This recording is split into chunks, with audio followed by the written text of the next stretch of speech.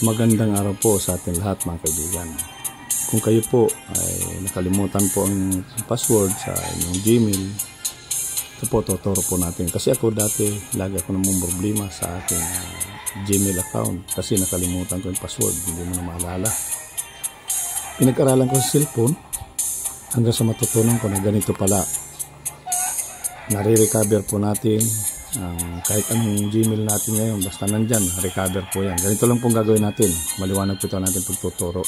Yung mga nakakaalam na, okay na kayo. Yung mga hindi pa nakakaalam sa cellphone, ito lang pong gagawin nyo. Kung nakalimutan ng password sa inyong Gmail, punta po tayo sa Gmail. Click Gmail. Yan. Click yung tatlong guhit sa itaas. Ito sa taas ha. Ayan. Scroll. Ito na po yung settings. Kasi ang settings nandito yan. Hanapin natin. Nandito na po yung settings. Click po natin settings. Ayan. Tapos yung ating Gmail account na nakalimutan, yung password, ito na. Click natin. Tapos, sunod na i-click natin, manage your Google account. Ayan po. Click. Try natin. Loading. Yan.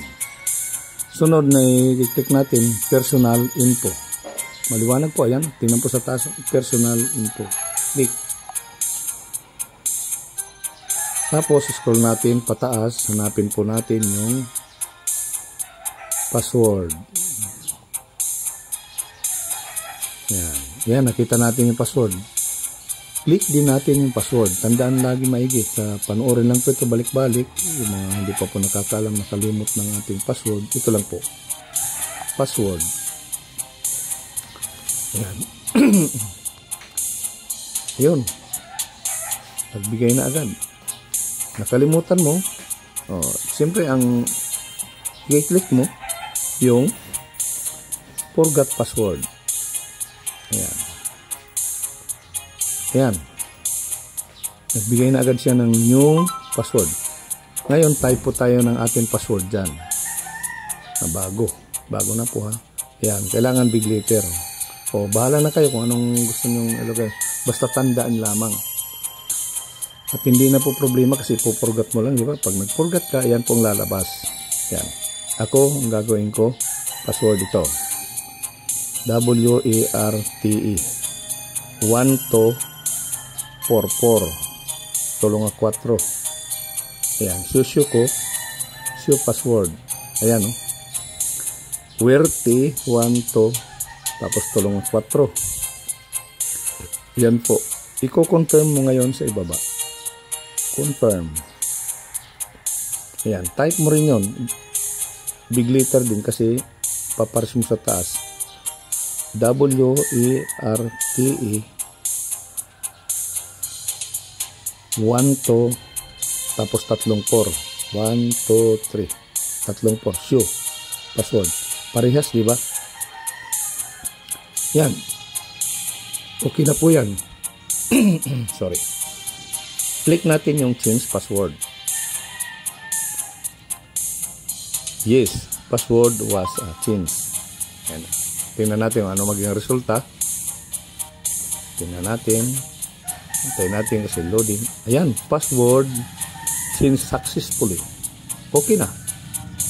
Okay na yun. Pwede mo get started. Pwede mo para makita mo. Ayan. Security change check up. Ayan. Pwede ka mag-add phone. Pwede na, pero okay na yun kasi nandun na. Okay na yun.